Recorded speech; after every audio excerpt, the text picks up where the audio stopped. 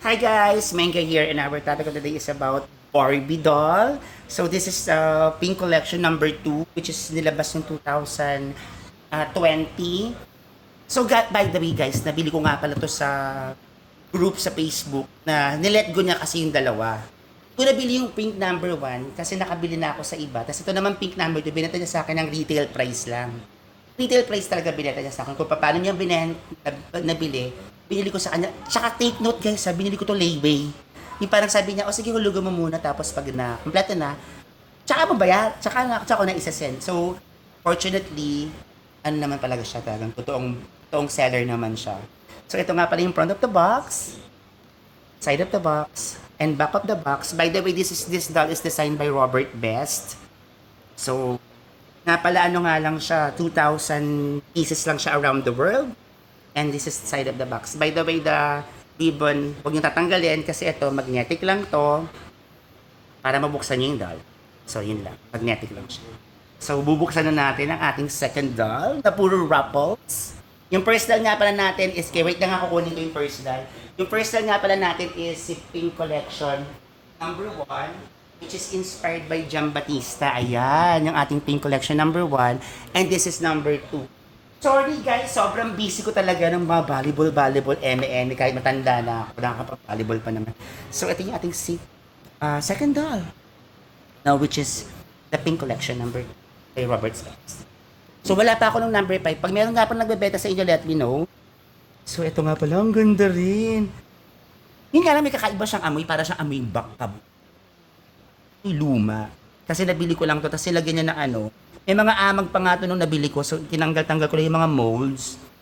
So ito nga pala yung kanyang face, na which is, I don't know the face sculpt kung ano guys. Kayo na lang magsabi sa akin kung anong face sculpt. Kasi mahina ako sa face sculpt.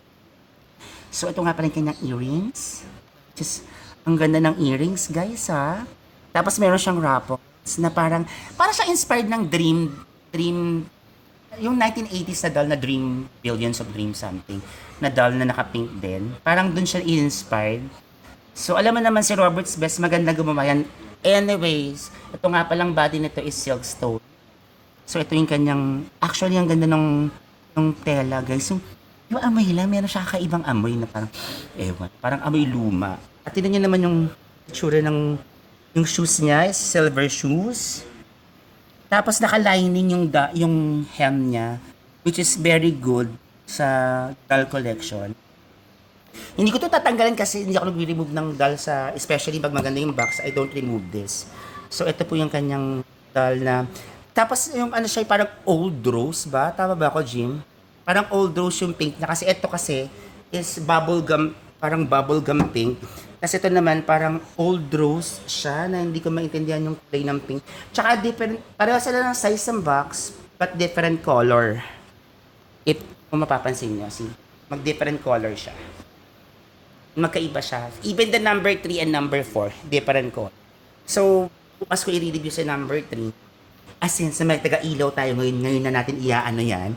So, ayan yung ating Barbie doll na 2020 na Pink Collection number 2. So, kulang na lang ako ng number 1. Sana makompleto ko like the Star Wars. So, yun nga pala yung Star Wars. Hindi pa natin nare-review, guys. I-review ko yung Star Wars sa kompleto na yun. So, please like, subscribe, and share the video so that we can create more content like this and makakakita kayo ng ganito. Ganda. If you like it, see you. Bye.